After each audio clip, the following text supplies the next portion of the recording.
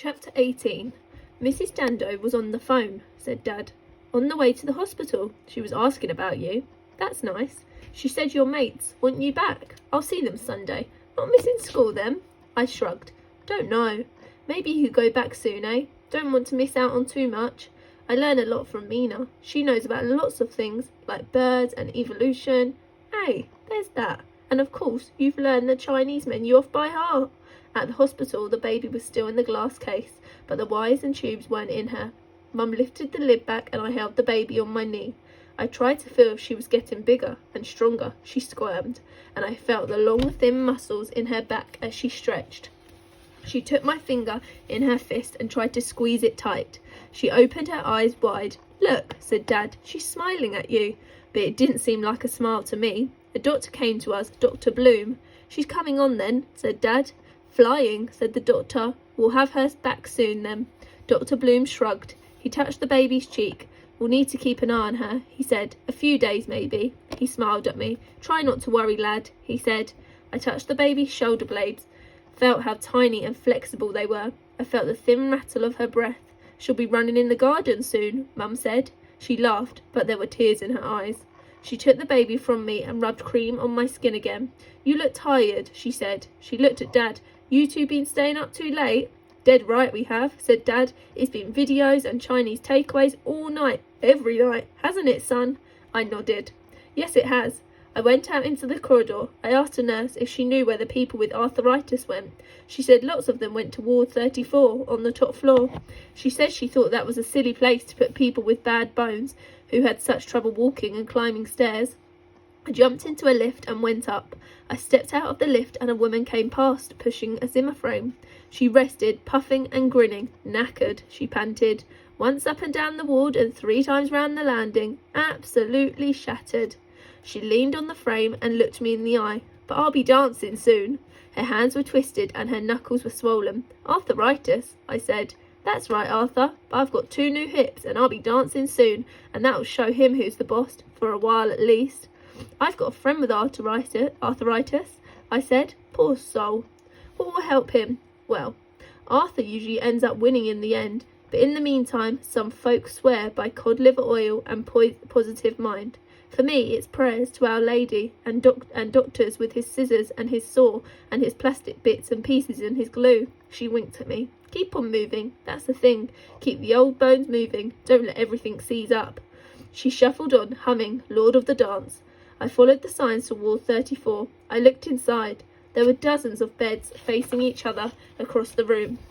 There were people practicing moving on Zimmer frames. Some lady in bed smiling and knitting, wincing as they called across the ward to each other. Some lay exhausted, filled with pain. At the far end, a cluster of doctors and students in white coats gathered around a man in black. He spoke, and they scribbled in notebooks. He strode through the ward, and they followed. He pointed at patients, and they nodded and waved. He stopped at several of the beds and smiled for a moment as he listened to the patients. He shook hands with the nurse and headed quickly for the door. I stood there as the cluster approached me. Excuse me, I said. The man in black strode on. He stopped and looked down at me. The doctors and students came to a halt around me. What's good for arthritis? I said. He blinked and grinned. The needle, he said. He pretended to squeeze a great syringe, deep injections right into the joint. He winced, pretending to be in pain, and the doctors and students sniggered. Then the saw, he said. He made sawing movements with his arm, and he gasped and twisted his face in agony. Bits cut out and new bits put in, he said. He pretended to thread a needle, then to sew. Stitch it up, good as new, he said. He sighed with relief, as if all his pain had gone. He leaned towards me. Are you a sufferer, young man? I shook my head. A friend. The doctor stood up very straight. Then tell your friend to come and see me. I'll needle him, saw him, fix him up, and send him home nearly as good as new. The doctor sniggered again. Failing that, he said, the advice is simple. Keep cheerful, don't give up. Most of all, remain active, and take cod liver oil. Don't allow those joints to grind to a halt. He clapped his hands behind his back. Anything else? I shook my head. He looked at the doctors around me. Any other advice for the young man's friend? They shook their head. Then let us carry on, he said, and he strode into the corridor. I stood there, thinking. You looking for someone? Said a nurse. No. She smiled. "He's a good doctor, really," she said, "but he does like to show off. You tell your friend, keep moving and try to smile. Don't make it easy for Arthur." I ran back to the lift and back to the baby's ward. Mum and Dad were sitting holding hands, gazing down at the baby. "Hello," said Mum. She tried to smile, but her voice was flat, and I could see she'd been crying. "Hello. You've been a while. All those Chinese takeaways," said Dad, trying to get us to laugh. "Cod liver oil," she said. "That will sort you out." She held me tight. "You're my best boy," she whispered. "Whatever happens, you'll always be my best boy." At home, as Dad prepared to get started again in the front room, I took a bottle of brown ale from the fridge and hid it with my torch just inside the garage door. I got my Swiss Army knife from my room. I took a handful of cod liver oil capsules from the bathroom and put them in my pocket. I asked if it was okay if I went to see Mina again. "Don't worry about me," said Dad. "I'll do all the dirty work. You just run around and have a good time, eh?" Chapter 19. Her blanket and books were still on the lawn, but she wasn't there. I looked up into the tree and she wasn't there. I stepped over the wall, went to her front door, rang the doorbell, and her mother came, but she wasn't there. "Is Mina in?" I asked. She had jet black hair like Mina's. She wore an apron covered in lots of paint and clay. "She is, actually." She put her hand out. "You must be Michael. I'm Mrs. McKee." I shook her hand. "Mina," she shouted. "How's the baby?" she asked. "Very well. Well, we think she'll be very well.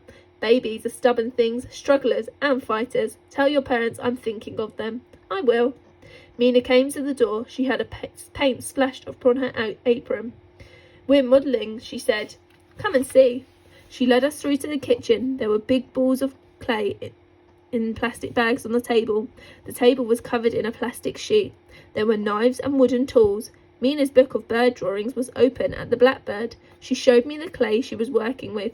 It was just a lump, but I could see the outline of a bird. A broad body, a pointed bill, a flattened tail. She added more clay and pinched the body and began to draw out its wings.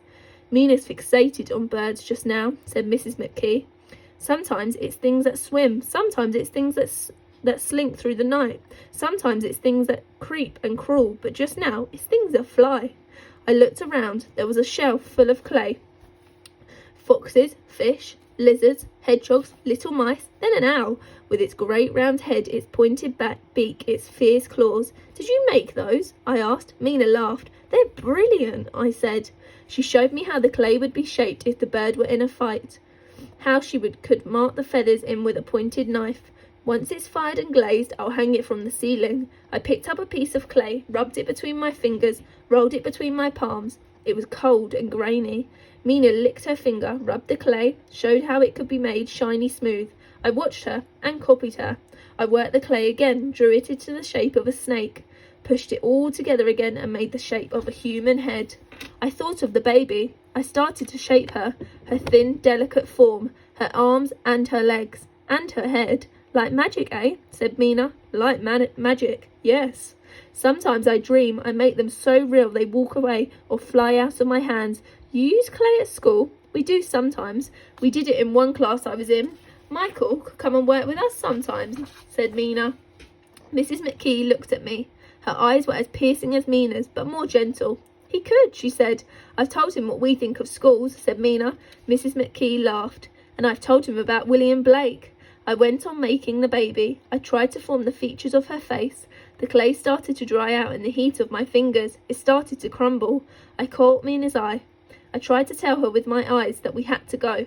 "Can I go for a walk with Michael?" she said immediately. "Yes. Wrap your clay in plastic and you can get on with it when you come back."